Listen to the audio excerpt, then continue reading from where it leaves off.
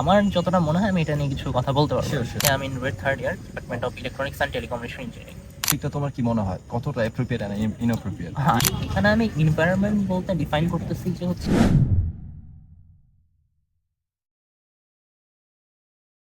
Hello everyone. Today I came at Wade campus to make an effective podcast.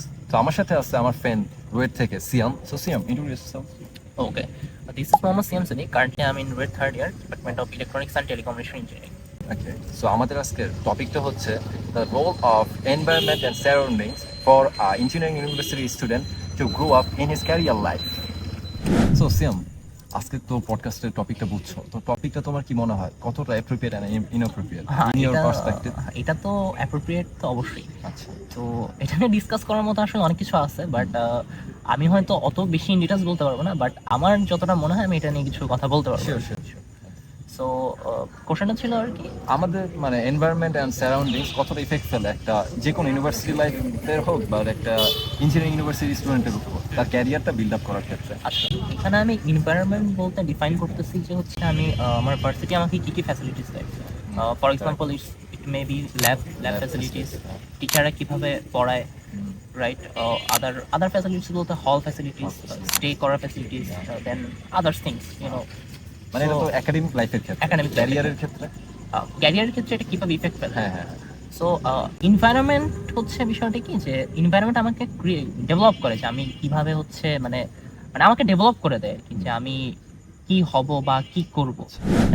So সিয়াম, আজকের টপিকটা কতটা appropriate and inappropriate in your perspective? আচ্ছা, এটা তো অবশ্যই অ্যাপ্রোপ্রিয়েট, ডিসকাশন করার মতো আসলে অনেক কিছুই আছে। তো এনভায়রনমেন্ট বলতে আমি যেটাকে বলতেছি, যে এনভায়রনমেন্ট বলতে আমি কোন কালচার এখানে বড় হচ্ছি, বা বড় হচ্ছি বলতে মানে কোন কালচারে ডেভেলপ হচ্ছে। আচ্ছা। সো এখানে মেইনলি বলতে পারি টিচার্সদের পড়ানোর স্টাইল, বা হচ্ছে ল্যাব ফ্যাসিলিটিস মেইনলি, দেন আদার্স ট্রান্সপোর্টেশন ফ্যাসিলিটিস, দেন হল বা সামথিং এলস, এসব ফ্যাসিলিটিসগুলো। তো এখানে বলতে পারে যে অ্যাজ আমরা রুয়েটকে ডিফাইন করি বাংলাদেশের একটা এ ক্যাটাগরি ইউনিভার্সিটি হিসাবে, আর হচ্ছে ফর এক্সাম্পল তোমার ভার্সিটি হ্যাঁ, জামালপুর বিজ্ঞান। যেমন, সো এটা কাইন্ড অফ নিউ ভার্সিটি। হ্যাঁ, নিউ বর্ন। হ্যাঁ, তো এখানে আমি বলতে চাই যে আমাদের রুয়েটের ল্যাব ফ্যাসিলিটিস অনেক ভালো, বিষয়টা এমন না, আবার অনেক খারাপ, বিষয়টা এমন না, যেমন স্ট্যান্ডার্ড। কারণ আমি যদি এখন একটু অ্যাড করি আমার সাথে, আমি কিন্তু এখানে আসছি কিসের সুবাদে, তোমাদের ইউনিভার্সিটিতে ট্রিপলির মেজারমেন্ট এন্ড হচ্ছে আরেকটা মেশিন টুর ল্যাবের এক্সপেরিমেন্ট করতে।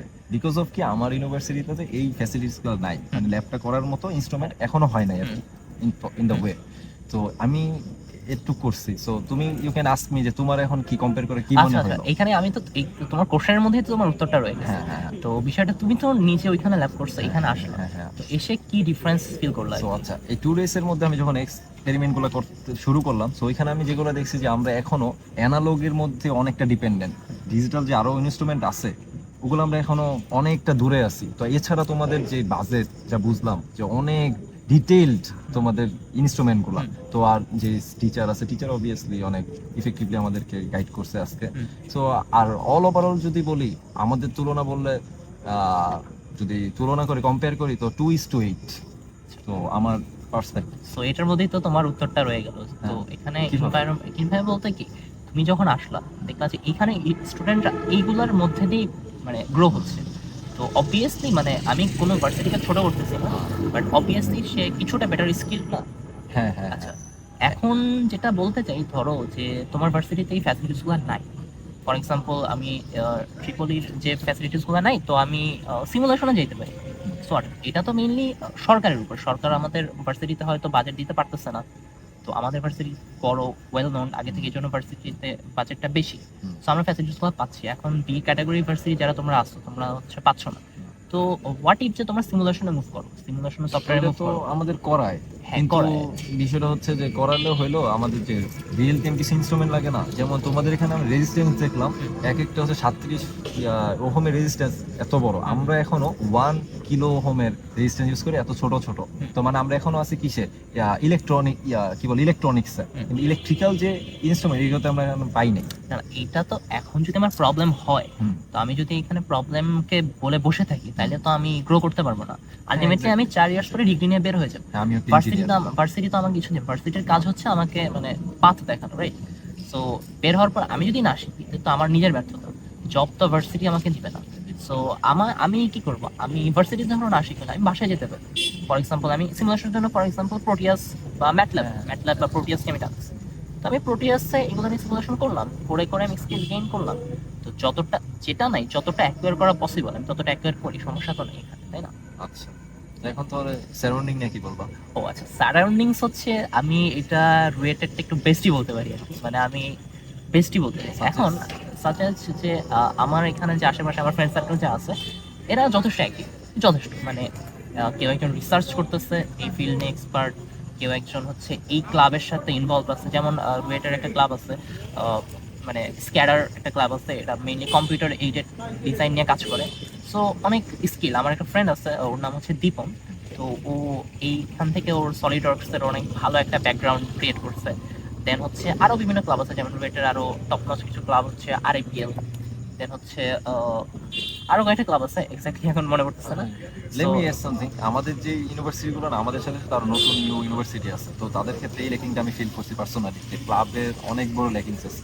শুধু যেই না, না, তোমার ল্যাবরেটরিতে ল্যাকিংস এরকম না। It's not about club, it's not about clubbing.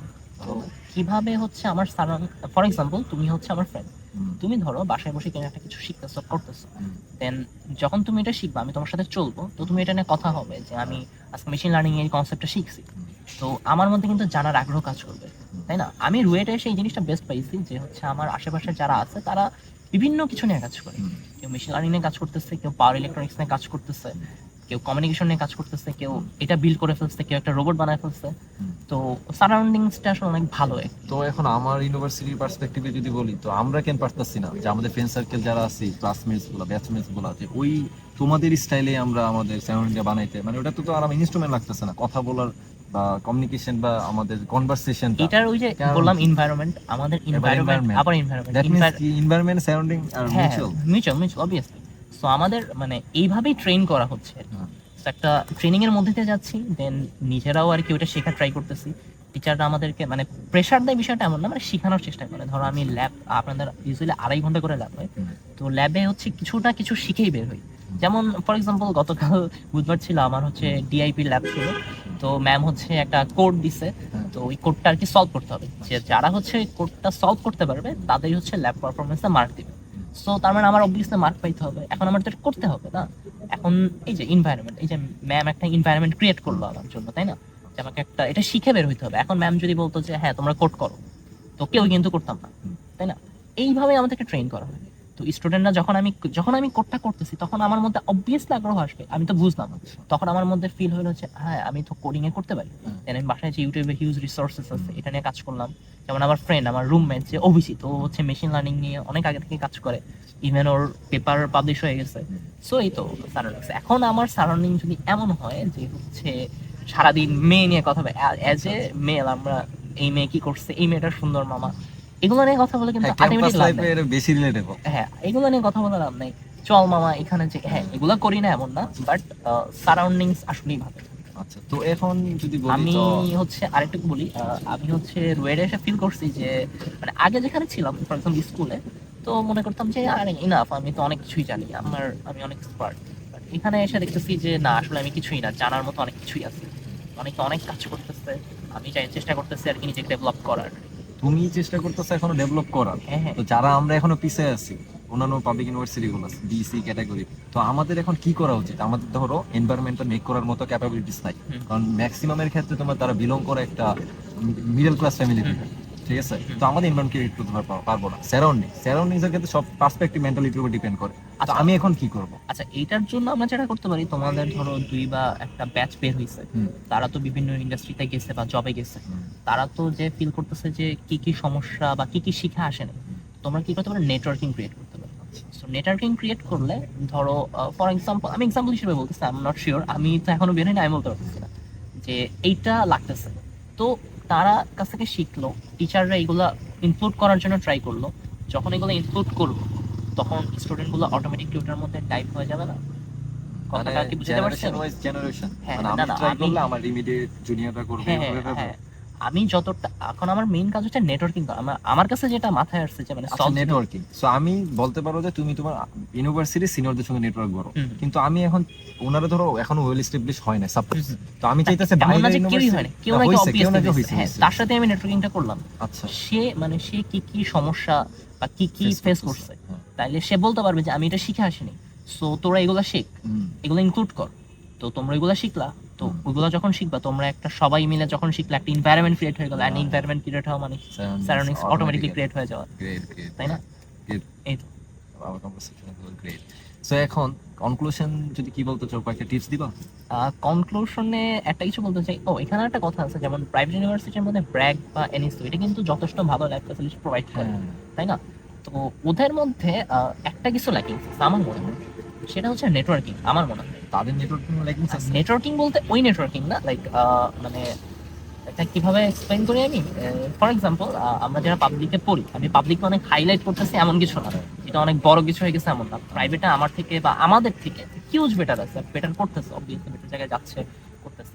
But আমি এখানে আমি টঙে যাচ্ছি, চা খাচ্ছি, আমার সিনিয়র ভাইয়ের সাথে ডিসকাশন করতেছি, হলে থাকতেছো, হলে থাকতেছি, রাতে বেলা বের হ্যাঁ হইতেছো, ডিসকাশন discuss করতেছি, করতেছো। আর জুনিয়রদেরকে আমি সাজেশন দিতেছি। এই যে এই Culture নেটওয়ার্ক টা। কালচারটা, এই কালচারটা হচ্ছে অনেক বড়। হ্যাঁ, ওরা দেন অনেকটা- আমার সিনিয়র ভাই যখন বের হচ্ছে, যেমন আমার একটা ভাই আছে রনি ভাই, উনি কিছুদিন আগে বের হয়েছে, জব করতেছে, দেন আমার কিন্তু ওনার সাথে একটা ভালো সম্পর্ক আছে। বাট প্রাইভেট এনএসইউ অনেক ভালো প্রোভাইড করে, মানে ফ্যাসিলিটিস প্রোভাইড করে। বাট ধরো একই লিফটে উঠতেছি, কেউ কারোর সাথে কোনো কথা নেই, সিনিয়র জুনিয়র কেউ কাউকে চিনেই না। আমি সিঁড়িতে উঠতেছি, ভাই আসসালামু আলাইকুম, ভাই কি অবস্থা, ভালো আছেন, এখন কি করতেছেন, যে কিভাবে ক্যারিয়ার করতেছেন। কোনো একটা জায়গায় যখন ভাই আমার সাথে একটা সম্পর্ক ক্যাম্পাস থেকে, যখন সে জব করতেছে, দেন আমি ভাইকে কিন্তু পার্সোনালি নক করতে পারি, ভাই আমি তো ওই যে আমি কিছুদিনের মধ্যে বের হবো, সো আপনি তো 1 বছর ধরে আছেন, তো কি কি আমি নিজেকে ডেভেলপ করতে পারি। আর বের হওয়ার অনেক আগে থেকে আমি কিন্তু জানতে পারি যে কি কি লাগতেছে, কি কি চলতেছে, তাই না? এটা কি এনএসসি বা ব্র্যাকের ওরা পারতেছে না? আমার মনে হয় আর কি কম, মানে ওদের আমি আমার ফ্রেন্ড আইইউবিটিতে পড়ে, ওর ক্যাম্পাসে দেখছি ওদের সিনিয়র জুনিয়র মধ্যে এরকম খুব একটা বন্ডিং নাই, না বন্ডিংটাই কিন্তু মেইন, বন্ডিং থেকে মানে নেটওয়ার্ক নেটওয়ার্ক থেকে সারাউন্ডিং, সারাউন্ডিং থেকে এনভায়রনমেন্ট। না এনভায়রনমেন্ট থেকে সারাউন্ডিং। আচ্ছা, সো কনক্লুশনটা কি হতে পারে তাহলে ওদের? হতে পারে যে জাস্ট আচ্ছা, এনভায়রনমেন্টের মধ্যে আমি যেটা ফ্রাস্ট্রেশনে না দেখি- থেকে কি করা উচিত? মানে এখন ধরো আমরা ম্যাক্সিমাম কি করতেছি, বিসি ক্যাটাগরি যারা ফ্রাস্ট্রেশন বা ডিপ্রেশনে ভুগতেছে যে আমাদের এই নাই ওই নাই, জাস্ট এক্সকিউজ এক্সকিউজ দেওয়া যাবে না, এক্সকিউজ দেওয়া যাবে, এক্সকিউজ দেওয়া যাবে না, জাস্ট আমার কি মুভ অন, মুভ অন। মানে আমার রিসোর্স থেকে, মানে বাকি 10 জন না করুক, আমি করি, আমি করি। আমি নিজেই সারাউন্ডিং ক্রিয়েট করি না, আচ্ছা। তাহলে আমার ফ্রেন্ড দেখতেছে যে আরে ও তো এটা পারে, আমারও পারতে হবে। তো এর মাধ্যমে কি আমরা বিভিন্ন সেমিনার, বিভিন্ন ফেজ, হ্যাঁ, ইন্টারন্যাশনাল, seminar, ন্যাশনাল, হ্যাঁ। এগুলো নিজের তাগিদে আমরা করি। হ্যাঁ। তোমারটা যেমন তোমার ক্যাম্পাসে আসতেছে হুম, হুম। বিভিন্ন ইন্টার্নশিপের, আমার করতে হবে কি নিজে আমি হ্যাঁ। সিক করার চেষ্টা করব। তুমি যখন সিক করে চলে যাবে, মানে তোমাদের ব্যাচ কিছু একটা করলো, জুনিয়রদের কাছে ওটা গেল, গেল। জুনিয়র আই2 ট্রাই করলো, দেন আপকামিং 10 বছর পরে কিন্তু তোমাদের ভার্সিটিও এই লেভেলে কিন্তু চলে আসবে, তাই না? এক্স্যাক্টলি, এই আর কি। Yeah, your suggestion was so cool. So guys, আজকের এই আমাদের ডিসকাশনটা খুব সুন্দরভাবে আমরা সমাপ্ত করার চেষ্টা করছি। সো যদি আপনাদের কোনো ওপিনিয়ন থাকে আপনারা কমেন্ট বক্সে জানাতে পারেন। সো ভিন্ন কোনো আরেকটা টপিক নিয়ে আবার সেমের সাথে আমার ইনশাল্লাহ দেখা হবে এডওয়ার্ড ক্যাম্পাসে। সো ফলো আস। আসসালামু আলাইকুম।